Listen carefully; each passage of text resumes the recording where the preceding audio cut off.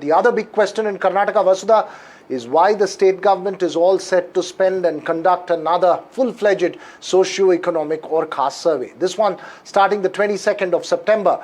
But the question is that in the midst of the fierce face-off over a decade-old survey in the state and the centre deciding to go ahead with a caste census, is there a need for the state to go ahead with such a hurried survey? That's right, Veera. This issue is expected to turn into a political face-off while the Congress High Command had announced that the state would conduct a fresh caste survey after a sharp exchange over earlier one. Chief Minister Siddaramaiah chaired a meeting with a State Backward Classes Commission and announced that a new survey with over 1.6 lakh enumerators will be conducted in just 15 days starting 22nd of September. That's right. The survey would use digital tools and the report is to be submitted by the end of October. The question is clear, Vasudha. The earlier survey was debunked because of opposition from Lingayat and Vokkaliga caste groups. These are the dominant electoral forces. The fear was that the survey findings could upset the electoral dominance of the two sections. Will a fresh survey have a different fate?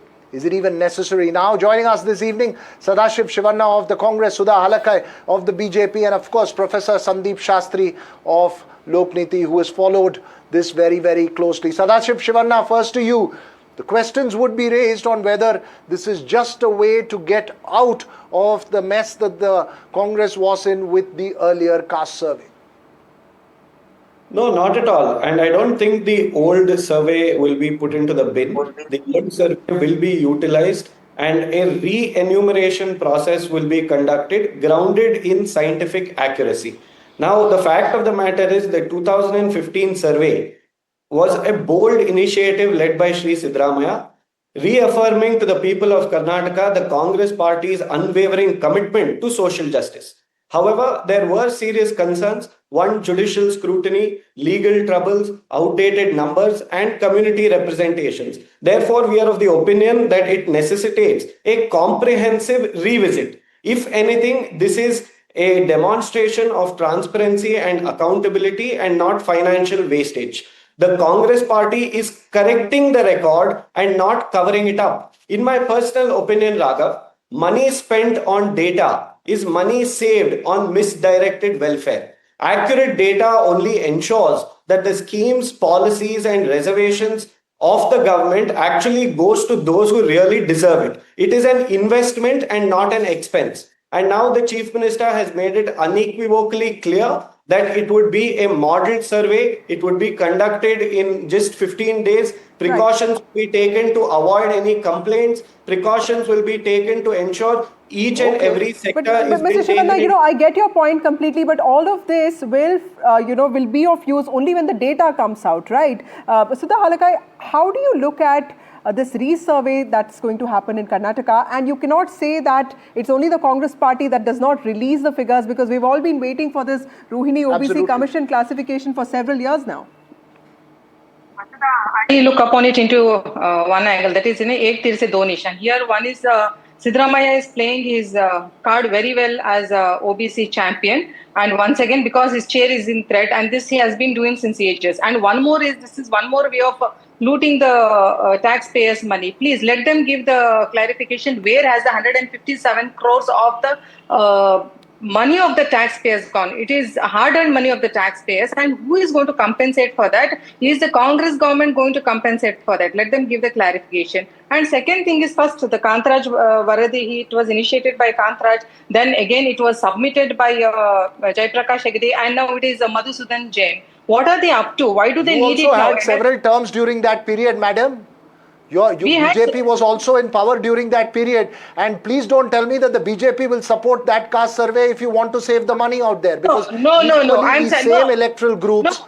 No, let's be honest about why that survey was not out. Why is it? Veera, I'm very much clear, because I'll tell you. Today, ask them where is the Kantraj Varadi report. The exact final report of Kantraj Varadi is missing in the CM office. And I, being a Lingayat, I'll tell you, there are more than 2 crores. They have given only 65 lakhs population of the Lingayats. There is no survey done. None of them have come to anybody's house.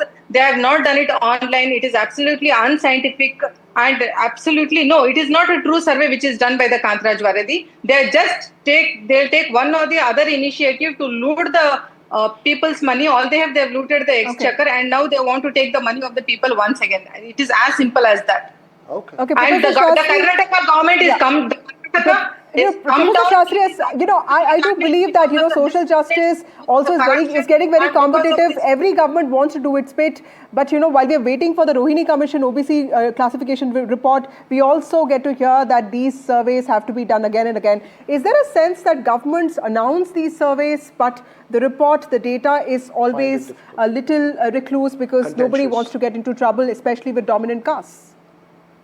Depending on what the data Vasudha, is. I think we need to separate the issues. Concerns for social justice are real.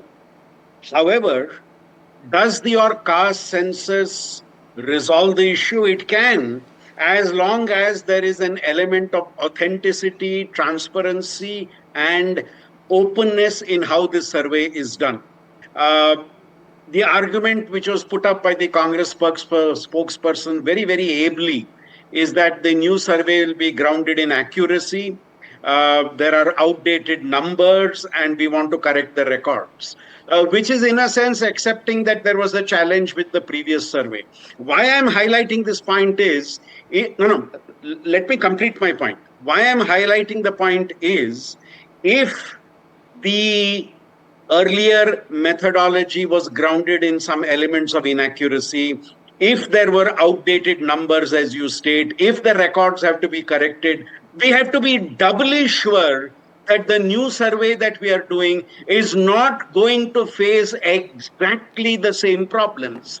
Could there be a little more transparency in the steps that we have taken in Karnataka Professor to prevent Shastri, the challenges of the last survey from repeating itself? Because as the Professor spokesperson Shastri, himself very said, briefly question. we wanted As to be you're grounded in answering that, accuracy. I'm posing another question to you, Professor Shastri, and then we can go back to the political spokesperson. Is it possible to conduct a thorough survey in 15 days' time? Which is what has been promised today, September 22nd, it will start. In 15 days, 1.64 lakh enumerators will have a clear survey. Is it possible, A, and B, do you see the same fate as the earlier survey researcher myself, as a survey researcher myself who has done this for the last 30 years, if you want something that is authentic, acceptable, and something which people feel across the board are in some ways acceptable to us, I'm not too sure a 15-day survey with how many lakhs of field investigators can actually do it. And that's why I was pleading for a little more transparency in the process of your doing the survey. Otherwise, you are going back to the drawing board at the end of the results of the new survey saying, exactly, mark my words, if this were not to happen 2 months from now, when the new survey report comes up, exactly the same challenges which has been raised with the first report will again be repeated. Right. Can we learn from the possibilities of the problem there? Mr. Shivanna, I was looking at the Telangana survey also. A lot of experts feel that, discussions with cohorts, expert groups, academics could be a better way of looking at this. Is that something that you would consider, considering that sometimes these activities get seen as politically motivated? No, most certainly. And let me tell you, Sri Siddaramaiah has been a champion of the OBCs, and his commitment to place a socio-economic survey before the people of Karnataka is clear, and we will do it within this tenure. The reason I used the word outdated is because of Section 11.1 of the Karnataka State Commission for Backward Classes Act 1995, which mandates that a revision of state backward class lists happens once in 10 years. Now, as everybody has already stated, it was done in 2015. Then during the BJP nominated Jaiprakash Hegde, they didn't accept the report. Now there is serious concerns. So we are planning to revisit it. And how? I take the words of Mr. Sandeep Shastri, and the manner in which we will do it is it will be a model survey in the country. Precautions will be taken to avoid complaints. Let me just finish. Just for the benefit of your viewers, survey will be done through a mobile app. A high-level committee will oversee the survey. More questions or elements will be introduced this time around. A coordinated effort with all departments. And let me just take 30 seconds. Right. Sudha Halakai, a model survey, says the Congress. Give them the chance before opposing it. It in past 10 years. Do you expect they'll do it in 15 days? How is it possible, you tell me? and they're talking about the Telangana model. I'll tell you, the Karnataka government is so inefficient. Why don't they outsource it to the Telangana government then? And what they've not done in 15 years, 10 years, they'll do it in 15 days. Absolutely not possible. And the Congress spokesperson is saying that the Siddaramaiah is a champion of the OBC. It's absolutely no. He is the one who's backstabbed all the OBC communities. Out of 108, only 2 or 3 OBC communities, including his, have been benefited. Other micro communities, absolutely, they have been. Sadashiv Shivanna, respond.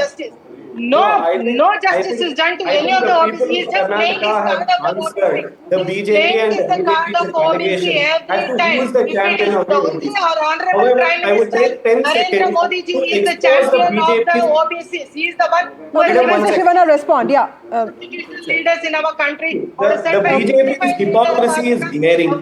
They opposed the Karnataka survey on the ground that it is divisive. And now suddenly when a national caste census is announced, they go gaga. They've suddenly woken up to the fact that assembly elections is just around the corner. Because the national It's government just has around come the up corner. with I understand your anxiety, madam. The proof of the pudding is in the data. The proof of the survey will come in the data, Vasudha. It depends on which side will accept it. There will always be sides which will not accept. There will be sides that will question the status quo. And given Karnataka's political complexities, as Sandeep Shastri points out, we may be having the same conversation after the results are out as well. That's really the long and short of it. Absolutely, Veera. And I also see a sense of competition among states and the centre, with Bihar doing the survey first and then Karnataka following it up, and then also Telangana, and then centre also announcing this. But when it comes to social justice, like our panelists have also been talking about, it's only data and delivery that should matter and not just assurances. Let's not forget that DK Shivkumar and Siddaramaiah are going to be in the national capital tomorrow. Let's see the political news that comes out of those meetings there at the AICC OBC Council as well. Absolutely. That's something we'll be tracking very closely. It's time for a short break. More news and updates on the other side.